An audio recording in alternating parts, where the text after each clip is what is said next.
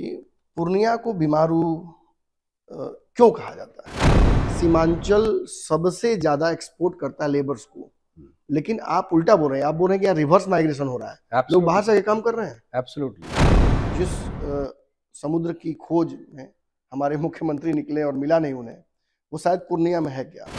आज जो हम इंडस्ट्री की वर्ल्ड की बात करते हैं कि पूर्णिया ही नहीं पूरे बिहार इंडस्ट्री के मामले में सबसे पिछड़ा है, उसका एक सबसे बड़ा बहुत बड़ा कारण जो है वो पुअर एयर कनेक्टिविटी की बात है। पूर्णिया में यदि एयरपोर्ट अगर ला दिया जाए तो जो ये इंडस्ट्रियल हब बज हो रहा है ये और बहुत बड़ा हो सकता है। तो हमारा बिहार का जो लॉन्च पैड है for ASEAN countries look east policy का, एक्ट ईस्ट पॉलिसी का, वो ये पूर्णिया प्रमंडल होगा। तो ये इतना बड़ा एसेट है बिहार के लिए कि हम सारी अपने रिसोर्सेज को, एक्सपोर्ट्स को चैनलाइज कर सकते हैं अगर हमारा एयरपोर्ट यहाँ बन जाता है। देखिए, कोसी और सीमांचल की जो यात्रा हम निकले हैं चुनाव यात्रा पर, इसमें बहुत कुछ सीखने और जानने को मिल रहा है। मैं कई बार बिहार के राजनीतिक मानचित्र को पैरों से पूरी तरीके से रौंद चुका हूँ, हर तरफ गया हूँ, लेकिन जब भी पूर्णिया या सीमांचल की तरफ आता हूँ कुछ नया सीखने को हर बार मिल जाता है। इस बार मन में पटना से ये विचार थे कि आखिर सीमांचल क्यों विकास नहीं कर पाता है, कोसी का इलाका आज भी पिछड़ा हुआ क्यों है, क्यों जब भी कोई सर्वे होता है तो उसमें बिहार का कोड, बिहार के ऊपर अतिरिक्त दबाव या सबसे बीमारू जिला के तौर पर पूर्णिया को, किशनगंज को, अररिया को दिखाया जाता है, कोसी के इलाकों को दिखाया जाता है। लेकिन यहाँ आने के बाद पिछले 4 दिनों में एक चीज तो मुझे जरूर समझ में आ गई है कि ये एसेट और लायबिलिटी का नियम यहाँ भी काम करता है। पूर्णिया, जिसे बिहार के जो नौनहार हैं, सरकार के बड़े बड़े पॉलिसी मेकर्स हैं, वो बिहार का अतिरिक्त दबाव मान सकते हैं, अतिरिक्त बोझ मान सकते हैं, लेकिन पूर्णिया में वो सारी संभावनाएं हैं जिसकी वजह से ये बिहार का गौरव बन सकता है। नॉर्थ ईस्ट कॉरिडोर की वजह से ये सबसे बड़ा बिजनेस हब बन सकता है। इस बात को जानने के लिए मैं अलग अलग लोगों से बातचीत कर रहा हूँ। इस कड़ी में आज मैं बातचीत कर रहा हूँ विश्वजीत कुमार जी से, जो कि ग्रुप कैप्टन रह चुके हैं। इन्होंने एयरफोर्स में अपनी सेवाएं दी हैं, काफ़ी समय दिया है सर ने सिविल सर्विसेज को और एयरफोर्स को। उसके बाद इनका जो संक्षिप्त परिचय है वो ये है कि पूर्णिया में एयरपोर्ट का एक बहुत बड़ा मुद्दा है। अक्सर आप ट्विटर पर उसे ट्रेंड करते हुए भी देखते हैं। इस मुहिम को 2012 से ही विश्वजीत जी लीड कर रहे हैं। चूंकि इनका एक एक्सपर्टाइज रहा है एविएशन में, तो उसे उपयोग करते हुए पूर्णिया में एयरपोर्ट के लिए लगातार जो लड़ाई जारी है उसका सबसे बड़ा हिस्सा और सबसे अग्रनेता इन्हें कहा जा सकता है। लेकिन इतना ही परिचय नहीं है सर आपका, बहुत जगहों पर आपने सेवाएं दी हैं, लगातार जो एक कड़ी का काम किया है आपने दिल्ली और पूर्णिया के बीच में। एक सबसे बड़ा सवाल सर इन चीज़ों से हटकर है कि पूर्णिया को बीमारू क्यों कहा जाता है। देखिए, जैसे आपने शुरुआत में ही कहा कि बहुत सारी संभावनाओं के बावजूद कोसी और पूर्णिया का क्षेत्र आज बीमारू स्टेट के पार्ट के रूप में प्रोजेक्ट होता है, और जो भारत सरकार का एस्पिरेशनल डिस्ट्रिक्ट्स में है उसमें as one of the most backward districts में ये रीजन आता है जी। ये अपने आप में बहुत बड़ा दुर्भाग्य का कारण है, और दुर्भाग्य इसलिए नहीं कि इस क्षेत्र में किसी चीज़ की कमी है जी। चाहे आप ईश्वरीय कृपा की बात करें तो आप वाटर टेबल देखेंगे इतनी हाई है जी, एबंडेंस इन वाटर है, पानी की कोई कमी नहीं है, लश ग्रीन एरिया है जी, मतलब जमीन इतनी फर्टाइल है। हाँ, जहाँ तक आप ग्रेन्स का देखेंगे तो ये बिहार का बाउल, मैंने इंडिया का है, बिहार का नहीं इंडिया का बाउल है मेज के मामले में, जूट के मामले में, और वैरायटी ऑफ फूड फ्रूट्स हैं, जैसे आपको बनानाज, बनाना, उसके बाद चीकूज, पाइनएप्पल, तो गुआवा, इतनी सारी चीज़ें ईश्वर की देन होने के बावजूद भी अगर हम इतने पिछड़े हैं आज भी, मतलब समझिए 250 वर्षों के बाद भी जब ये जिला बना, तो इसको हम ये जरूर दुर्भाग्यवश वाली बात कहेंगे। बट इसमें कहीं ना कहीं इसके लिए क्रेडिट यहाँ के और डिस्क्रेडिट यहाँ की जनता को देने के बजाय हमारी लीडरशिप को जाती है, क्योंकि हमने इस क्षेत्र की जो मजबूती है उसको ध्यान में रखते हुए ऐसे पॉलिसी प्रोग्राम नहीं बनाए जिसके कारण कि ये क्षेत्र बहुत आगे जा सकता था। मतलब विद्यार्थी कमजोर नहीं है, विद्यार्थी बहुत बहुत होनहार है, शिक्षक ही कमजोर है, पॉलिसी मेकर्स कमजोर है सर। नहीं, हमारी है लीडरशिप में कमी रही, जो यहाँ के पोटेंशियल को समझते हुए उस क्षेत्र में ध्यान नहीं दिया, जिसके कारण कि आज हम इस स्थिति। होगा नहीं सर, फुल टाइम आपके पास नेता ही नहीं है। पूरे पूर्णिया में मैं घूम चुका हूँ, ना मुझे विधायक मिल रहे हैं, ना मुझे सांसद मिल रहे हैं। कोई दिल्ली में बैठा हुआ है, कोई पटना में बैठा हुआ है, पटना से राजनीति कर रहे हैं। तो ये तो क्षेत्र एक तरह से कहा जा सकता है उस बच्चे की तरह हो गया, इसका गार्जियन ही नहीं। अगली सवाल सर आपसे मैं पूछना चाहूंगा कि मतलब ये पूर्णिया एयरपोर्ट का जो मुद्दा है, निश्चित तौर पर चूंकि आप जुड़े रहे हैं एयरफोर्स से, आपकी एविएशन की स्किल है, ये पूर्णिया में ही क्यों एयरपोर्ट आप चाहते हैं? जैसे नमन जी आप देखें तो हमारे राज्य की आबादी आज के डेट में तकरीबन 13 करोड़ के आसपास जी। और एक छोटा सा उदाहरण आपको दूं केरल का, जिसकी आबादी अबाउट 3 करोड़ के आसपास जी। और उसके पास कम से कम 5 इंटरनेशनल एयरपोर्ट है, और उसके बनिस्बत हम 13 करोड़ होते हुए हमारे पास प्रैक्टिकली एक भी इंटरनेशनल एयरपोर्ट नहीं है जी। कहने को 2 एयरपोर्ट है पटना, उसकी स्थिति आपसे छिपी नहीं बिल्कुल, है। बिल्कुल। और दूसरा दरभंगा बना, जो अभी टेम्प्रेरी में चल रहा है, और जिस रफ्तार से वहाँ के पैसेंजर का इंटेक हुआ है, जो नंबर 1 पे चल रहा है जी। तो जो नॉर्थ बिहार की अमूमन आबादी करीब 9 करोड़ के आसपास है। अब 9 करोड़ में एक एयरपोर्ट है तो वो रिक्वायरमेंट्स को पूरा नहीं कर सकता है। बिल्कुल। प्लस कैचमेंट एरिया अगर आप देखें नेपाल का, और कैलकाटा और बागडोगरा के बीच में पूर्णिया ही एयरपोर्ट है सिर्फ जी जी। और इसके सबसे नियर में बंगाल का इंडस्ट्रियल एरिया है, रायगंज और मालदा जी। तो बिहार के नॉर्थ ईस्ट बिहार के 3 प्रोमिनेंट कमिश्नरीज पूर्णिया, सहरसा, भागलपुर, इनके सारे जिला, उसके अलावे बंगाल का मिडिल का पूरा फरक्का से ऊपर और रायगंज मालदा ये पार्ट, और नेपाल का इंडस्ट्रियल एरिया विराटनगर, ये सारे कैचमेंट एरिया पूर्णिया को कनेक्ट करते हैं जी। तो आप समझ सकते हैं कि कम से कम 3 से 4 करोड़ की आबादी के लिए एयरपोर्ट एप्लीकेबल होगा। तो इतने बड़े क्षेत्र में एयरपोर्ट नहीं होना ये ज्यादती ही नहीं है, ये क्षेत्र के इकोनॉमिक बैकवर्डनेस का one of the major region है। सीमांचल के सारे जो जिले हैं पूर्णिया से जुड़े हैं। पूर्णिया कई राज्यों से भी जुड़ा हुआ है, सही बात, इंटरनेशनल बॉर्डर्स से भी जुड़ा हुआ है। सही बात। ये एयरपोर्ट अगर बन जाता है तो आसपास के सभी जो जगहों का जो भार है वो अतिरिक्त वो उठा लेगा, पूर्णिया उठाएगा। और जो एक मानसिकता होती थी लोगों की सोच की कि एयर ट्रैवल सिर्फ हाई क्लास लोगों के लिए है, वो आप हम समझते हैं आज के डेट में। बिल्कुल। जब से हमारे माननीय प्रधानमंत्री जी का कॉमन आदमी के लिए भी एयरपोर्ट हो, हवाई चप्पल वाला भी चले, ये सच्चाई हो गया है। उड़ान स्कीम के बाद आपने देखा होगा, तो ये हमारे इकोनॉमी के हर सेक्टर को अफेक्ट करता है। ये आज हमारे इतने हजारों लाखों की तादाद में बच्चे राज्य से बाहर पढ़ते हैं जी। आप जानते हैं बेंगलोर हो, महाराष्ट्र, हैदराबाद, चेन्नई, सब जगह पढ़ते हैं उनकी कनेक्टिविटी के लिए। उसके बाद अगर हमारा पूर्णिया, आप जानते हैं कि अब बिहार का ऑलमोस्ट समझिए नंबर 2 मेडिकल हब है आफ्टर पटना, तो वहाँ आज नर्सिंग होम है सिर्फ पूर्णिया में। उसको अगर हमको अपग्रेड करके multi speciality, super speciality level पे ले जाना है तो हमें आउटसाइड बड़े बड़े एक्सपर्ट्स चाहिए जो अपने फील्ड के, मेडिकल फील्ड के एक्सपर्ट्स हो, नेशनल लेवल के, इंटरनेशनल लेवल के। तो उनके लिए समय की कमी होती, पाबंदी होती है। वो दिल्ली में होते हुए बॉम्बे में ऑपरेट करते हैं, कि बैंगलोर करते हैं, हर जगह देश विदेश जाते हैं। तो एयर कनेक्टिविटी उनकी पहली क्वेश्चन होती है, क्या वहाँ हवाई अड्डा है कि नहीं।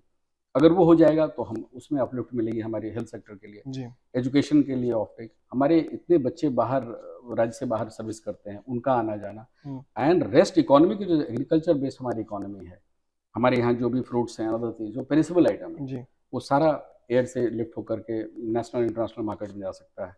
तो यहाँ के किसान भाइयों को, विद्यार्थी को, प्रोफेशनल्स को, बिजनेसमैन को, एंटरप्रेन्योर्स को, हर सेक्टर के लोगों के लिए ये एक बहुत बड़ा लाइफलाइन है एविएशन आज के डेट में। बिकॉज टाइम इज मनी, समय सबके पास कम है, और आप समय की कीमत को नहीं समझेंगे तो आप इसी तरह जहाँ जिस स्थिति में आज हम पीछे रहेंगे। पटना बिहार की राजधानी है, लेकिन पटना को व्यापारिक राजधानी नहीं कहा जा सकता क्योंकि पटना के पास जगह ही नहीं है। Very true. सैमसंग का एक कुछ दिन पहले फैक्ट्री खोलने की बात चल रही थी, आउटलेट खोलने की बात चल रही थी, उसे पटना से दूर भेजा जा रहा था। सही बात। एयरपोर्ट कनेक्टिविटी नहीं थी, वापस चली गई कंपनी। एक बड़ा रोजगार का मुद्दा खत्म हो गया।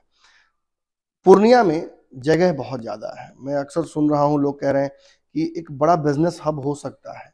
जिस समुद्र की खोज में हमारे मुख्यमंत्री निकले और मिला नहीं उन्हें, वो शायद पूर्णिया में है क्या? एकदम है। मैं जैसे आपको पर्सनल एक्सपीरियंस से बताऊंगा। मैं जब 2012 में यहाँ एक छोटी फ्लाइट चलवाई थी, Calcutta Purnia Patna, thrice a week था वो, स्पिरिट एयरवेज का। तो चलने के अमूमन 1 महीने के अंदर मुझे एक कॉल यहाँ के कमिश्नर साहब से आया कि विशेष जी आप हैं स्टेशन में? मैं कहा हूँ। तो मैं आपको एक बिजनेस डेलीगेशन आई है कलकत्ता से, उनसे मिलवाना चाहता हूँ। और वो था कि वो कलकत्ता बेस्ड इंडस्ट्रियलिस्ट थे जूट प्रोडक्ट्स के, और वो मालदा में अपनी फैक्ट्री करीब 100 करोड़ की के अंदाज के आसपास लगाना चाह रहे थे। लेकिन जब उन्होंने देखा कि एयर कनेक्टिविटी पूर्णिया की हो गई है, तो वो उस सिलसिले में यहाँ आए और प्रशासन से बात करके उन्होंने उस प्लांट को मरंगा इंडस्ट्रियल एरिया में लगाया। और उसके 2 साल के बाद जब वो प्लांट उनकी ऑपरेशनल हो गई, तो जब उन्होंने first time trade fair Pragati Maidan में उनकी स्टॉल लगी, तो उन्होंने कॉल किया कि सर आपका मरंगा का जो हमने प्लांट लगाया उसकी प्रोडक्ट की हमें वहाँ स्टॉल लगा। तो इसमें कोई शक नहीं है कि अगर किसी भी इंडस्ट्रियलिस्ट के लिए पहली जो रिक्वायरमेंट है, क्या वो शहर एयरपोर्ट से कनेक्टेड है कि नहीं। तो आज जो हम इंडस्ट्री की वॉइड की बात करते हैं कि पूर्णिया ही नहीं पूरे बिहार इंडस्ट्री के मामले में सबसे पिछड़ा है, उसका एक सबसे बड़ा बहुत बड़ा कारण जो है वो पुअर एयर कनेक्टिविटी की बात है। अगर हम वो यहाँ दे पाते हैं तो हमें पीछे मुड़ के देखने की जरूरत नहीं पड़ेगी। इंडस्ट्रियलिस्ट अपने आप पूर्णिया और एडजॉइनिंग कमिश्नरी एरिया जो है हमारे अररिया, किशनगंज, कटिहार, सहरसा, मधेपुरा, सुपौल, भागलपुर, ये सारे क्षेत्र में अपने आप आएंगे। पूर्णिया आपकी जन्मभूमि नहीं है, पूर्णिया आपकी कर्मभूमि है। आप ओरिजिनली सुपौल के जदिया बाजार जी, जदिया बाजार से आप सुपौल गांव वहाँ का है। तो क्यों, मतलब कैसे वहाँ से यहाँ इंटरेस्ट कैसे यहाँ? सही बात है, आपका सवाल एकदम जायज है। मेरे पिताजी बिहार एडमिनिस्ट्रेटिव सर्विस में थे और उस क्रम में पूरे बिहार और आज के झारखंड हर जगह उनकी पोस्टिंग रही। लेकिन लास्ट में जब उनका देहावसान हुआ इन ऑफिस 89 में, उस वक्त हम लोग यहीं पोस्टेड थे, पिताजी यहीं पोस्टेड थे। और उन्होंने यहाँ 1-2 साल रहने के बाद उनका डेथ हुआ। लेकिन यहाँ आने के बाद जो उन्होंने एक यहाँ के वातावरण देखी, यहाँ की क्लाइमेट देखी, यहाँ के कॉस्मोपॉलिटन नेचर लोगों का देखा, तो उससे बहुत इम्प्रेस्ड हुए और उन्होंने उसी वक्त डिसाइड किया कि हम अपनी पोस्ट रिटायरमेंट सेटलमेंट पूर्णिया को ही बनाएंगे। और इसलिए 80s में जब फादर की ट्रांसफ़र यहाँ हुई, तो उसी वक्त हम लोगों ने एक बना बनाया घर यहाँ खरीदा जो बस स्टैंड के बगल में है, और तब से हम लोग उसी घर में हैं। तो लास्ट आप समझ सकते हैं अबाउट 40 years प्लस हम पूर्णिया के ही बासिंदे हैं। तो इसको कर्मभूमि के साथ साथ जन्मभूमि में एक तरह का मान सकते हैं। When we were interacting earlier before this interview, आपने एक खास बात मुझे बताई जो 4-5 दिनों में मैं नोटिस भी किया था, लेकिन मैं उसको कंफर्म नहीं कर पा रहा था। आपने बताया कि यहाँ बाहर के राज्यों के, बाहर के जिलों के अतिरिक्त लोग आकर नौकरी, ये कॉन्सेप्ट पटना में नहीं है। पटना में है कि सीमांचल सबसे ज्यादा एक्सपोर्ट करता है लेबर्स को, लेकिन आप उल्टा बोल रहे हैं। आप बोल रहे हैं कि यहाँ रिवर्स माइग्रेशन हो रहा है, लोग बाहर से काम कर रहे हैं। एब्सोल्युटली। अगर मैं ऑफ एंड कहूँ कि अगर पूर्णिया में अगर 10 एंटरप्रेन्योर जो टॉप पे हैं 1 to 10 में, तो उसमें मैं कहूँगा विदाउट काउंटिंग देम कि कम से कम 60 to 70% आउटसाइडर्स हैं जी। तो वो शो करता है कि यहाँ कितनी पोटेंशियल है। वो बाहर के जिला से आए, बाहर और यहाँ आए और यहाँ के बस के रह गए, और वो आज के टॉप के इंडस्ट्रियलिस्ट हैं। तो इस तरह के कई हैं जो इस चीज़ को दर्शाता है कि यहाँ के पोटेंशियल को बाहर के लोगों ने आके समझा, पहचाना। एक समय था जो ये बदनाम लोग यहाँ काला पानी करते थे, लेकिन मैं उससे इत्तेफाक नहीं रखता हूँ। ये हमारे बिहार का वन ऑफ द स्वर्णिम क्षेत्र है, क्लाइमेट के मामले में, एंटरप्रेन्योर्स के मामले में, और चाहे वाटर बॉडीज़ के लिए देखिए, आप लैंड देखिए, और कनेक्टिविटी के मामले में। फॉर्चुनेटली हमारे 3 नेशनल हाईवे यहाँ कनेक्टेड हैं। हमारी प्रॉक्सिमिटी जो इंटरनेशनल बॉर्डर से है, तो बिजनेस अपॉर्चुनिटीज़ बहुत है। मेडिकल हेल्थ शेयर आज इतना एक्सपैंड किया है, तो उसकी भी रीज़न यही कि कैचमेंट एरिया बहुत बड़ा है। अच्छे डॉक्टर्स हैं यहाँ पे, जिनके लिए लोग बंगाल से भी आते हैं, नेपाल से आते हैं। तो ये उनके प्रोफेशनल कॉम्पिटेंस को दर्शाता है कि ये शहर एक बहुत ही अच्छा मेडिकल हब बन पाया। ये शहर बहुत अच्छे इंडस्ट्रियलिस्ट के लिए आज ब्रिजेश ऑटोमोबाइल्स जो महिंद्रा को डील करते हैं, वो इंडिया के नंबर 1 डीलर हैं, और उनके कई शहरों में उनकी डीलरशिप है, इसलिए क्योंकि उन्होंने बाहर से आके यहाँ अपने आप को एस्टैब्लिश किया, ई होम्स है, पैनोरामा किया। आप संजीव मिश्रा जी को देखिए, ई होम्स है, जिन्होंने बिहार का, मैं अनडाउटेडली बोलता हूँ, ये पहला और इकलौता टाउनशिप है जो इस कैलिबर का बन रहा है। इवन हमारी राजधानी में भी नहीं है, पूरे बिहार में कहीं नहीं है। विलास में देख रहा हूँ यहाँ पर ई होम्स, ये तो तो ये कमेंडेबल है। पटना से आके लोग खरीद रहे हैं और 1-1 साल की बुकिंग चल रही है, तो आप बाहर से लोग खरीद रहे हैं। इससे आप समझ सकते हैं कि बाहर के लोगों ने आकर के भी यहाँ के अपने पोटेंशियल को समझा and they have done exceptionally well. एक बात सर आपसे बातचीत के दौरान मुझे बहुत अच्छे से समझ में आ गई, मुझे लगता है दर्शकों को भी समझ में आई होगी।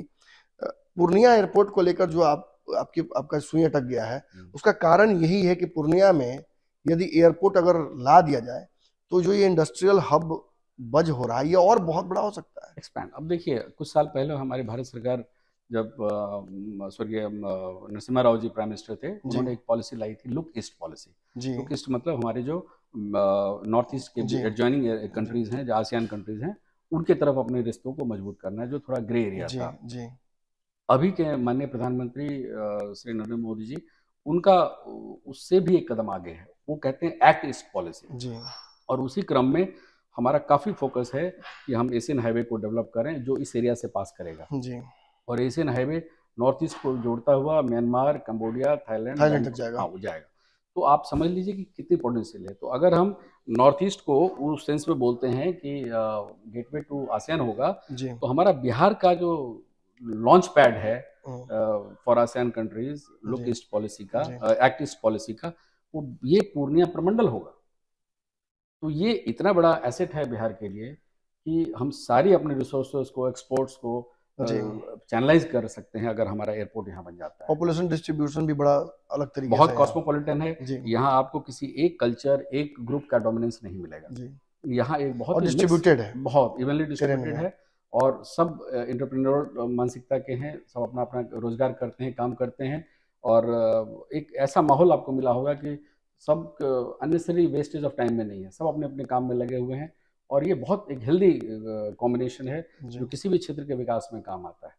एक बड़ा सवाल इस पूरे इंटरव्यू दौरान मेरे मन में सर कौंध रहा है, आप 2012 से प्रयास कर रहे हैं, आपके कई प्रयास सफल भी रहे, आपने जो कहा कि आपने चलाया था फ्लाइट जो काफी यूजफुल भी रहा, फिर बाद में उसे बंद कर दिया गया क्या? एक लोगों के जहन में इस चीज को लाया, फ्रेश किया कि एयर कनेक्टिविटी कितनी बेसिक रिक्वायरमेंट है, ये लग्जरी नहीं है, बेसिक रिक्वायरमेंट है। तो उस चीज़ को एक लोगों को नज़रिए में लाया और जब मान लीजिए मैंने देखा है बच्चों के चेहरे पे वो खुशी, जब वो बेंगलोर से ट्रेन पकड़ते थे तो 72 घंटे के बाद वो किशनगंज और में उतरते थे ट्रेन से, हाँ, जो नॉर्थ ईस्ट बेंगलोर वाली ट्रेन। और जब वो फ्लाइट से बेंगलोर से चले तो 5 से 6 घंटे में पूर्णिया पहुंचे। तो वो जो चेहरे पे उनकी खुशी मैं देखता था एयरपोर्ट पे लैंड करने के बाद, तो मुझे ये कन्विंस था कि मुझे उसे कोई डाउट थी नहीं, बट वो चीज़ जो उनके चेहरे पे देख के मुझे ये और बल मिला कि नहीं, इससे बड़ी जरूरत पूर्णिया के लिए आज के डेट में नहीं है, क्योंकि ये हर घर में खुशी नहीं लाएगा, ये एक्चुअली पूरे क्षेत्र के हर सेक्टर की प्रगति में सबसे बड़ा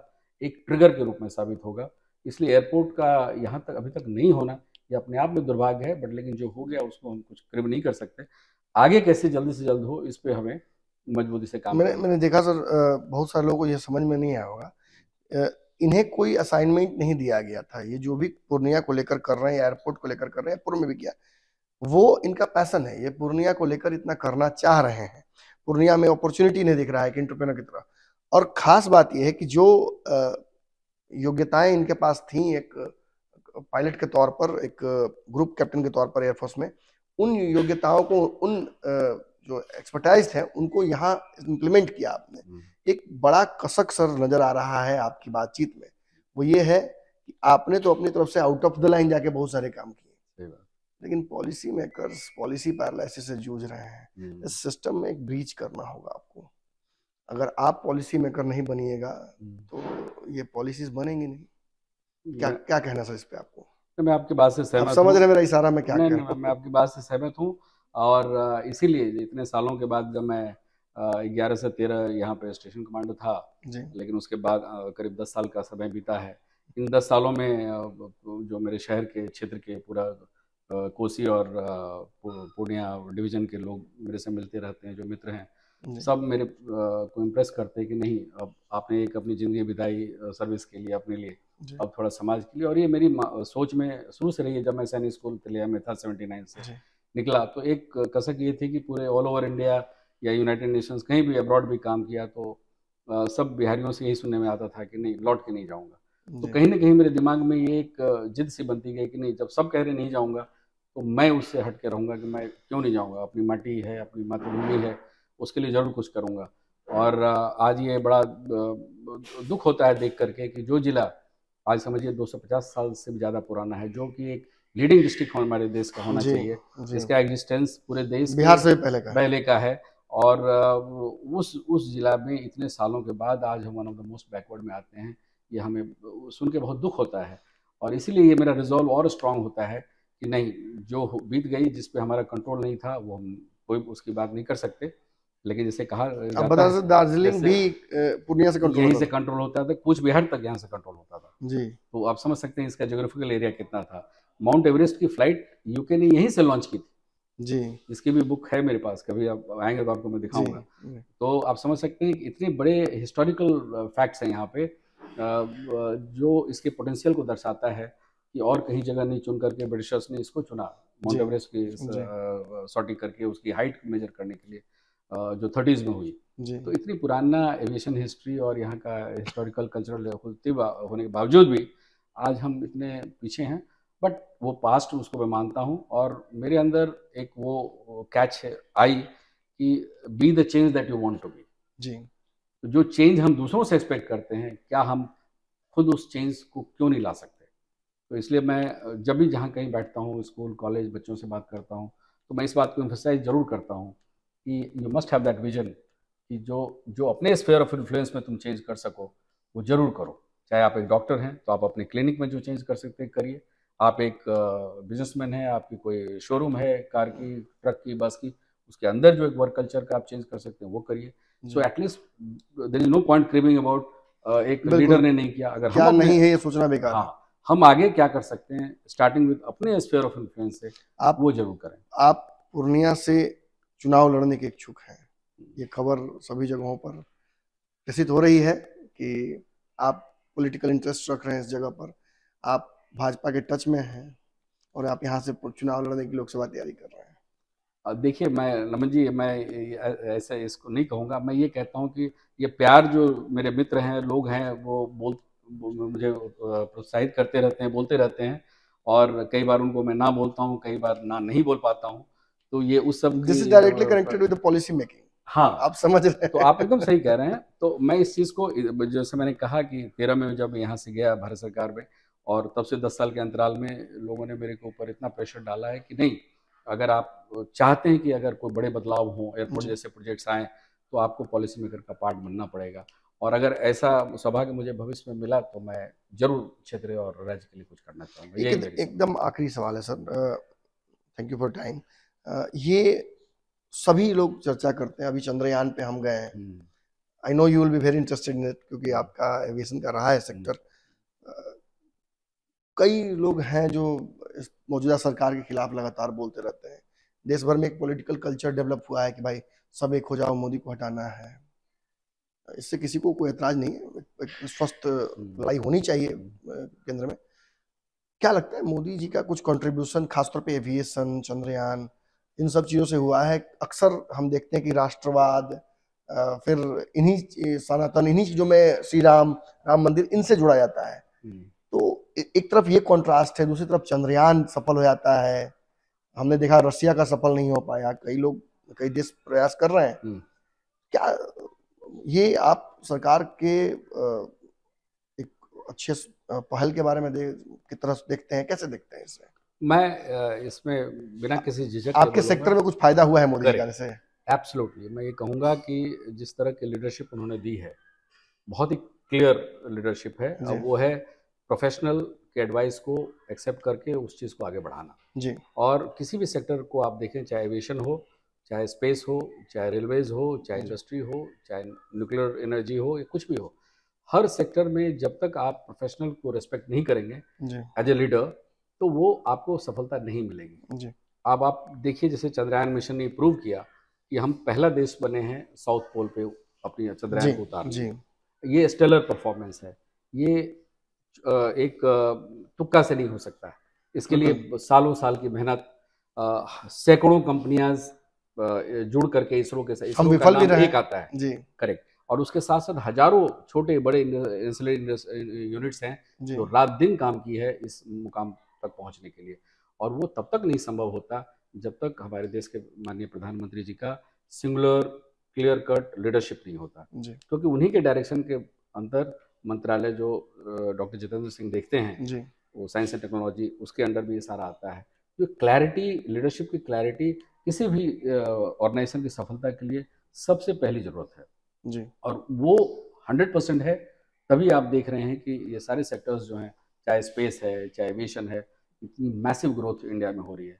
आज वर्ल्ड का fastest growing aviation sector India है, जहाँ की 20% प्लस ग्रोथ हो रहा है जी। अभी ये वर्ल्ड में नंबर 3 में है एविएशन सेक्टर में, और बहुत जल्द ये अगर हमारी टेम्पो रही तो बाय 2030 के आसपास हम नंबर 1 या नंबर 2 तक पहुंच जाएंगे।